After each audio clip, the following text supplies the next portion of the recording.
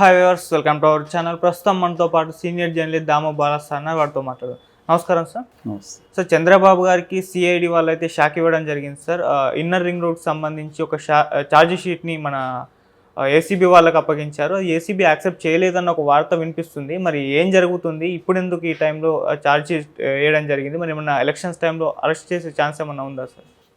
CID అంటే ముందు నుంచి కూడా చంద్రబాబు మీద సిఐడి దూకుడుగానే వెళ్తుంది. మధ్యలో కొద్దిగా గ్యాప్ ఇచ్చినట్టే కనబడింది, కానీ వాళ్ళు గ్రౌండ్ వర్క్ చేసుకుంటూనే వెళ్తున్నారు. వాళ్ళు యాక్చువల్గా చంద్రబాబుకి ఈ ఇన్నర్ రింగ్ రోడ్లో హైకోర్టు ముందస్తు బెయిల్ ఇస్తే దాన్ని రద్దు చేయమని కూడా సుప్రీంకోర్టుకి వెళ్ళారు. ఆల్రెడీ సుప్రీంకోర్టు వాళ్ళ పిటిషన్ కొట్టేసింది. ముందస్తు బెయిల్ ఇవ్వడంలో ఏమి ఇబ్బంది లేదు అని సుప్రీంకోర్టు చెప్పింది. సో ఈ క్రమంలో వాళ్ళు చాలా స్పీడ్గా కదిలి ఛార్జ్ షీట్ని ఏసీబీ కోర్టులో ఫైల్ చేస్తున్నారని చెప్తున్నారు. సో వాళ్ళు ఇప్పుడు మామూలుగా అయితే 120B ఐపీసీ, తర్వాత 409, 420, రెడ్ విత్ 34, 35, 36 ఈ సెక్షన్లు, తర్వాత PC act, prevention of corruption యాక్ట్లో 13, సెక్షన్ 13 (2) రెడ్ విత్ B1CD ఈ సెక్షన్లు పెట్టారు. అయితే ఇప్పుడు ఈ ఛార్జ్ షీట్ను ఏసీబీ కోర్టు ఆమోదిస్తుందా లేదా అనేది పెద్ద చర్చ నడుస్తుంది. తెలుగుదేశానికి సంబంధించిన పత్రికలేమో ఏసీబీ కోర్టు రిజెక్ట్ చేసింది.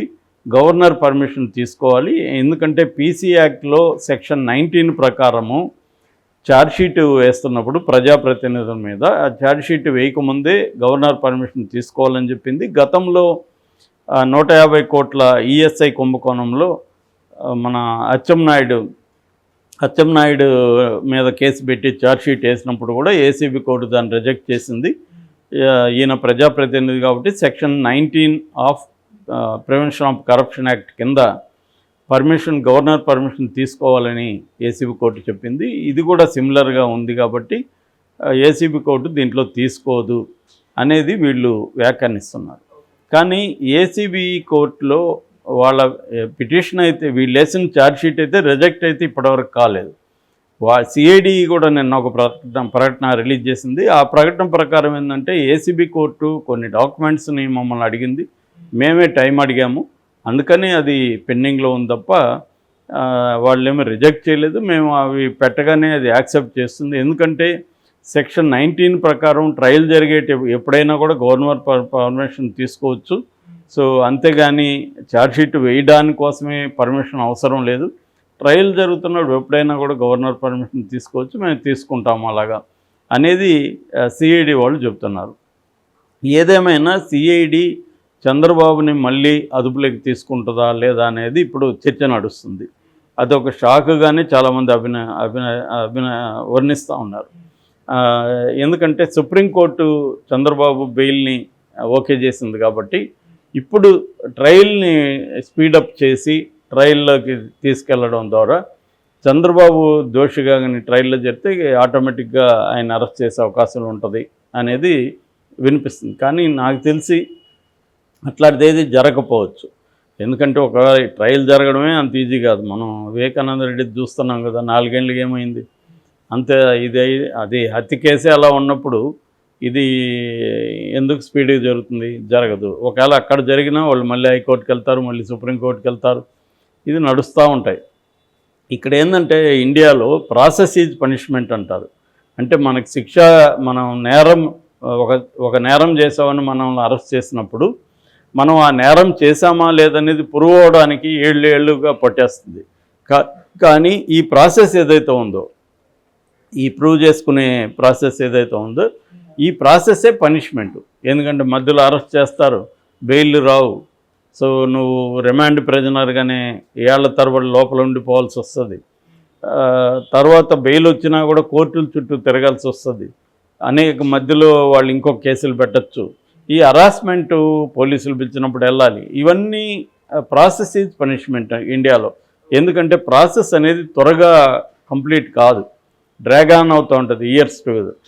అమాయకుడైనా నేరం చేస్తున్నా సేమ్ ప్రాసెస్సే. వీటికి అమాయకుడు కాబట్టి వేరే ప్రాసెస్, నేరం చేసినోడు వేరే ప్రాసెస్ లేదు.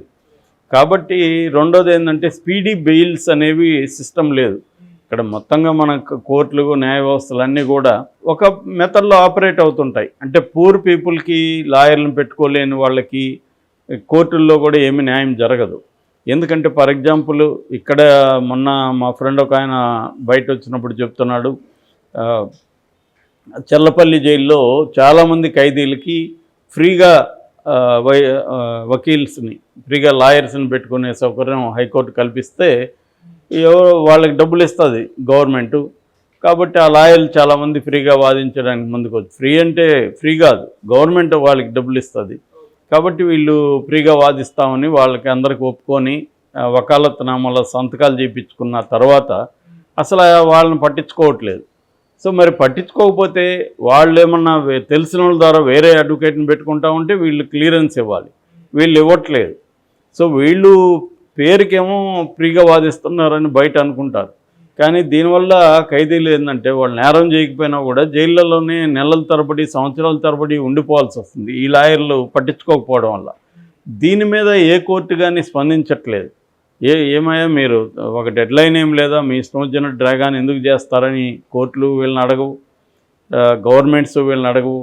సో ఎందుకంటే ఆ ఖైదీలకు ఓట్లు ఉండవు కాబట్టి ఖైదీలు లోపల ఉంటారు, వాడు ఉంటే ఏంటి పోతే ఏంటి అన్నట్టుగా గవర్నమెంట్లు వ్యవహరిస్తాయి. కోర్టులు మాకు ఉన్న కేసులే చాలదు, ఇవన్నీ మేము ఎక్కడ పట్టించుకుంటామని కోర్టులు ఉంటుంది. ఇలాగా పేదవాళ్ళు, దిక్కులేని వాళ్ళు, ఏ రకమైన సపోర్ట్ సిస్టమ్స్ లేని అనేక మంది జైళ్ళల్లోనే నేరం చేసినా చేయకపోయినా అక్కడే ఉండిపోవాల్సిన పరిస్థితి ఉంది ఇవాళ. సో ఇటువంటి కాంటెక్స్ట్లో ఈ కేసు ఏదో త్వరగా ట్రయల్కి అయిపోయి త్వరగా ఏదో అయిపోతుంది అనేది ఏం లేదు. అది వాళ్ళకి కూడా తెలుసు, సిఐడికి తెలియదని మనకు తెలిసినప్పుడు వాళ్ళకి తెలియదా? అయితే ఎందుకు చేస్తున్నారంటే ఈయన నేరస్తుడు, ఈయన అనేక నేరాల్లో ఇరుక్కున్నాడు, ఈయన ఈ ఇన్నర్ రింగ్ రోడ్ అనేది ఒక పెద్ద స్కాము, అమరావతి ఒక పెద్ద స్కాము అన్న నెరేటివ్ని జనములకి తీసుకెళ్లాలంటే ఇవి వస్తూ ఉండాలి. ఇప్పుడు దీన్ని బేస్ చేసుకొని అందరూ చర్చిస్తారు కదా, అసలు ఇన్నర్ రింగ్ రోడ్ స్కామ్ అంటే ఏంటి, ఇన్నర్ రింగ్ రోడ్లో ఏం చేశాడు చంద్రబాబు అనుకున్నప్పుడు వీళ్ళు ఇంకా సాక్షి ఆ మీడియా అంతా విపరీతంగా కథనాలు రాస్తుంది. సో ఇన్నర్ రింగ్ రోడ్ అనేది ఒక ఫేక్ అలైన్మెంటు, అదేమి జరగలేదు కానీ పేపర్ మీద చేసుకున్నారు. అది ఎందుకు చేసుకున్నారంటే ప్రధానంగా చంద్రబాబుకు సంబంధించిన ఈ హెరిటేజ్ ఫుడ్స్ దాంట్లో 14 ఎకరాలు, తర్వాత లింగంనేని రమేష్, లింగంనేని రాజశేఖర్కి సంబంధించిన కంపెనీల్లో 340 ఎకరాలు, నారాయణకి సంబంధించిన 58 ఎకరాలు, ఇదంతా కూడా ఎక్కడుందో ఆ ల్యాండ్స్ దగ్గరగా రింగ్ రోడ్ అలైన్మెంట్ని పెట్టుకున్నారు, ఎందుకంటే వాటి వాల్యూ పెరుగుతుంది. అట్లాగే సీడ్ క్యాపిటల్ అంటే ఇంపార్టెంట్ సంస్థలు రాజధానులు ఎక్కడ ఉంటాయో దాన్ని సీడ్ క్యాపిటల్ అంటారు. ఆ సీడ్ క్యాపిటల్లో కూడా మొత్తం నారాయణ వీళ్ళవే ఉన్నాయి. అట్లాగే మాస్టర్ ప్లాన్ కూడా ఇలాగే డిజైన్ చేశారు. సో ఇదంతా ఒక స్కాము. ప్రతి రాష్ట్రంలో కూడా రాజధానులు ప్రభుత్వ భూములు ఉంటాయి, ఇక్కడ మాత్రం ప్రైవేటు భూములు ఎందుకు పెట్టారంటే ఈ ప్రైవేటు భూములన్నీ కూడా తెలుగుదేశం చంద్రబాబు వాళ్ళకి సంబంధించిన వ్యక్తులు కొనేశారు ముందుగా, రాజధాని రాకముందే వీళ్ళకి తెలుసు కాబట్టి చీప్గా కొనేసి ఇప్పుడు వాటిని పెంచుకునేదానికి చేసే ఒక డ్రామా తప్ప ఇంకేం కాదు అమరావతి రాజధాని అన్న నెరేటివ్ని వీళ్ళు జనంలోకి తీసుకెళ్ళాలి. ఇప్పుడు ఏంటంటే కేవలం రాజధాని ఇష్యూ అంటే అక్కడ 29 గ్రామాల చుట్టుపక్కల వాళ్ళకి మాత్రమే ఇబ్బంది ఉండదు, మిగతా ప్రాంతాల్లో వాళ్ళకి ఇదంతా ఒక స్కామ్రా అన్నది జనంలోకి తీసుకెళ్తే అక్కడ చంద్రబాబు పట్ల వ్యతిరేకత వచ్చే అవకాశం ఉంటుంది. ఇది వైసీపీకి ఉండే ప్రధాన లక్ష్యం. అంతేగాని దీనివల్ల ఏదో చంద్రబాబుకి అరెస్ట్ అయిపోతాడు, జైలుకి పోతాడు అనేది ఏమీ లేదు. అదంతా కూడా క్రియేట్ చేస్తారనమాట. చంద్రబాబు జైలుకి వెళ్తాడేమో ఒక భయభ్రాంత వాతావరణాన్ని తెలుగుదేశం కేడర్లో కూడా మళ్ళీ క్రియేట్ చేయడం అనేది వీళ్ళ ఉద్దేశంగా కనబడుతుంది. రెండవది అమరావతి అనేది ఒక బోగస్, ఇది ఒక land scam, real estate scam అన్న విషయాన్ని మొత్తం ఆంధ్ర రాష్ట్రం అంతా వ్యాపింపజేయడం అనేది రెండవ గోల్ అన్నమాట. దానికోసం సిఐడి ఇవి చేస్తుంది తప్ప అంతకంటే ఏం లేదు. ఇప్పుడు కొత్తగా వాళ్ళకి ఏమీ ఆధారాలు దొరికిపోయి కొత్త విషయాలు ఏమి ఉండి వాళ్ళు పెట్టింది ఏమి లేదు.